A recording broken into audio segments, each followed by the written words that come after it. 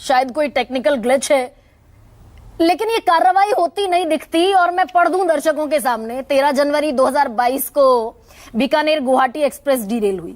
2 जून 2023 को बालासोर ट्रेन हादसा हुआ, 290 लोगों की मौत हुई।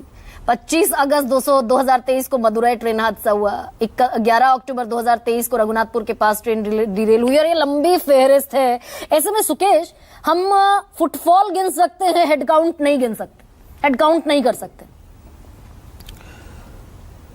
देखिए, जो हादसा हुआ है अटर फेलियर है और क्रिमिनल नेग्लिजेंस है। इससे कम कुछ भी नहीं कहा जा सकता। आपने एक अधिकारी का नाम लिया, वो अधिकारी अपने आप में एक इंडिविजुअल नहीं है। जब वो कहते हैं तो जिस पद पे है, रेलवे ये बात कह रही है कि कोई स्टैम्पिड लाइक सिचुएशन नहीं है। फिर वो कहते हैं कि ना कोई ट्रेन का प्लेटफॉर्म चेंज किया गया, ना कोई ट्रेन कैंसिल हुई है। और आरपीएफ की रिपोर्ट कहती है कि 8:45 पर पहला अनाउंसमेंट होता है कि प्रयागराज स्पेशल जो है वो 12 नंबर प्लेटफॉर्म पे जाएगी, और उसके कुछ देर के बाद अनाउंसमेंट होता है कि वो 16 नंबर प्लेटफॉर्म से जाएगी। ये किसी दूसरी संस्था ने नहीं रिपोर्ट बनाई है, ये आरपीएफ ने अपनी रिपोर्ट बनाकर आगे भेजी है। तो पहला वो अधिकारी नहीं, वो रेलवे का बयान था। और उसके पहले ये बात देश के रेल मंत्री कह चुके थे, वो स्टैम्पिड को नकार चुके थे।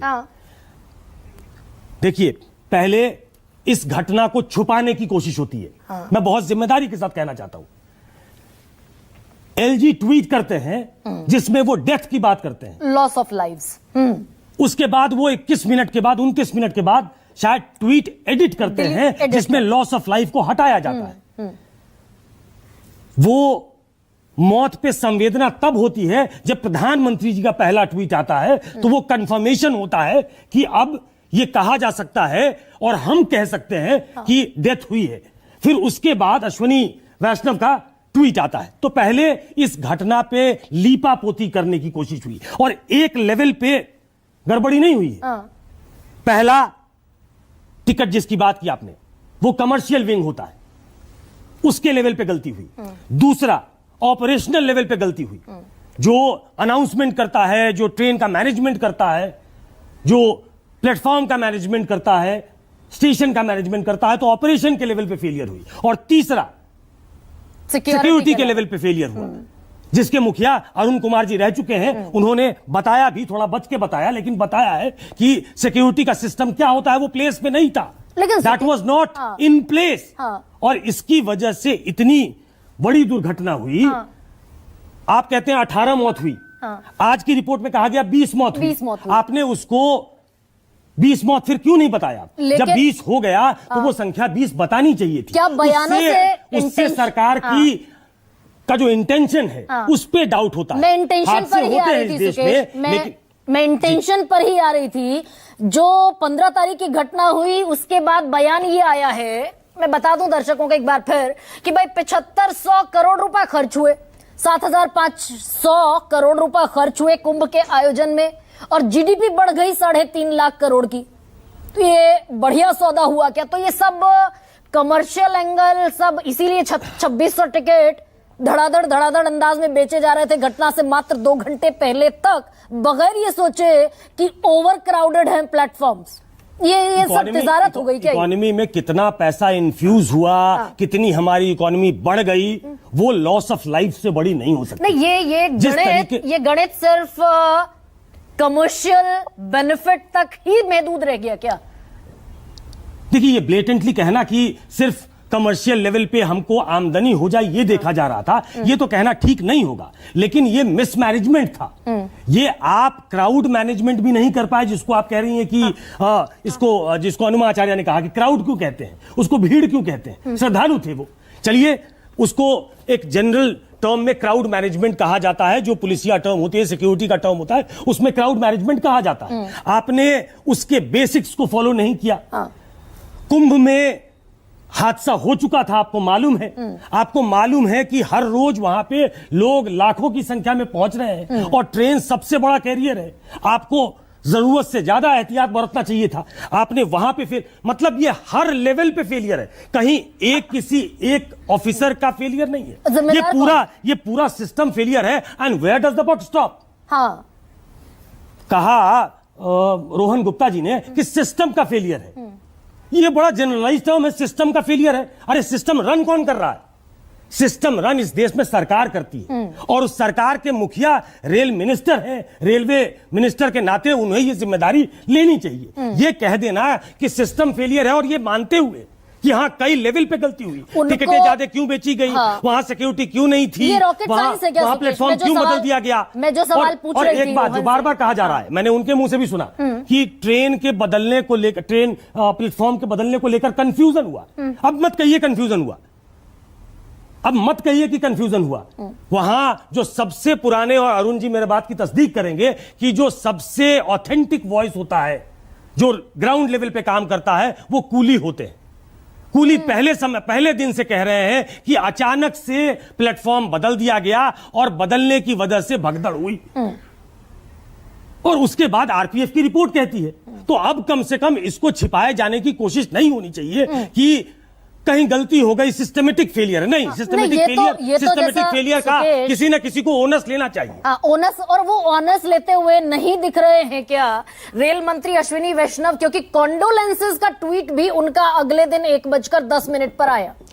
पहले दिन 11:36 पर ट्वीट आया, एवरीथिंग इज अंडर कंट्रोल, 11:36 पर 3 घंटे बाद। और अगला जो ट्वीट आया वो आया अगले दिन 1:10 पर, कॉन्डोलेंसेस। मैं ट्वीट्स पे नहीं जाता, मैं उनके एक्शन पे जाता हूं। जो एक्शन आजकल ट्विटर पे संवेदना प्रकट कर देने से वो संवेदना प्रेषित नहीं हो जाती लोगों तक। सिर्फ ट्विटर पे लिख देने से नहीं होगा। You should be seem to be acting. आप एक्शन में नहीं दिख रहे हैं। आपने एक हाई पावर्ड कमेटी बना दी, आपने एक कमिटी बना दी, वो 10 दिन के बाद, 1 महीने के बाद रिपोर्ट देगी, लेकिन लोगों ने अपनी जान खो दी। ठीक है, अब सुकेश, अब रोहन, वो जो action, justice delayed is justice denied, और दिखना भी चाहिए, होना भी चाहिए। ये रॉकेट साइंस बिल्कुल नहीं है। मैं इस बात को नहीं मान सकती कि 3 दिन बाद भी ये ना पता हो जिम्मेदार अधिकारी कौन है, किनके खिलाफ कार्रवाई बनती है। ये बचाने की, लीपापोती की, सब छिपाने की, आंकड़ों से लेकर ये टेंडेंसी है क्यों रोहन? गरिमा, 1 मिनट के लिए अरुण जी को ले आता हूं। रोहन 1 मिनट के लिए अरुण जी से एक बात पूछ लेता हूं, पता लग जाएगा। सर, जब कोई प्लेटफॉर्म चेंज होता है तो लॉगबुक में उसकी एंट्री होती है, मैं सही हूं? सारे अनाउंसमेंट जो है टेप होते हैं, रिकॉर्ड सब कुछ का होगा, रिकॉर्ड होगा कैमरा से। तो वो रिकॉर्ड कोना कोना, चप्पा चप्पा रेलवे स्टेशन का कवर्ड है। हाँ। तो रिकॉर्ड तो सारा कुछ होगा, चाहे रिकॉर्ड हो ना हो, अनाउंसमेंट, रिकॉर्डिंग्स, विजुअल सारे के सारे मिलेंगे, इसमें कोई दिक्कत हो रही है? तो सर ये रॉकेट साइंस तो नहीं होना चाहिए ना? एक और सवाल सुकेश, में एक और सवाल अरुण जी से पूछ लूं, तो सर ये प्लेटफॉर्म चेंज हुआ या नहीं हुआ, ये पता लगाना बहुत कोई मुश्किल काम तो नहीं होना चाहिए। मैंने ये वह शब्द इसलिए कहा कि जब मुझे सवाल पूछा गया। रोहन जी, एक सेकंड दीजिए मुझे, एक सेकंड दीजिए। अरुण जी, बहुत मुश्किल तो नहीं होना चाहिए कि 3 दिन लग जाए? बिल्कुल नहीं।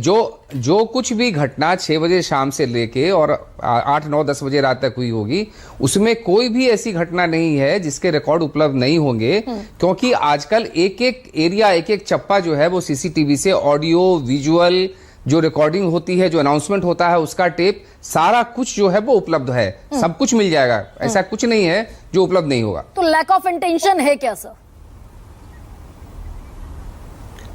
नहीं, जांच, मैं उम्मीद करता हूं कि जो जांच कमेटी बनी है, हालांकि मेरा व्यक्तिगत व्यू है, I am not very happy कि मतलब जो टिकट काटने की जिम्मेवारी कमर्शियल की है, सिक्योरिटी की जिम्मेवारी आरपीएफ की है, और उन्हीं के वरिष्ठ अधिकारी जांच कर रहे हैं। तो फैक्ट फाइंडिंग कमेटी टाइप बिल्कुल मैं मानता हूं कि सही करेंगे, लेकिन वो जो भी आया, आरपीएफ का ये लेटर कहां से आया, कहां शुरू हुआ, कहां लीक हुआ, मैं इन चीजों पर कमेंट नहीं कर सकता हूं। ये तो फिर एक और सवाल हो गया जो कमेटी है वो जिन पर ऑपरेशन की जिम्मेदारी, जिन पर सिक्योरिटी की जिम्मेदारी, वही लोग अगर जांच टीम में होंगे तो कितना फैक्ट फाइंड हो पाएगा रोहन गुप्ता?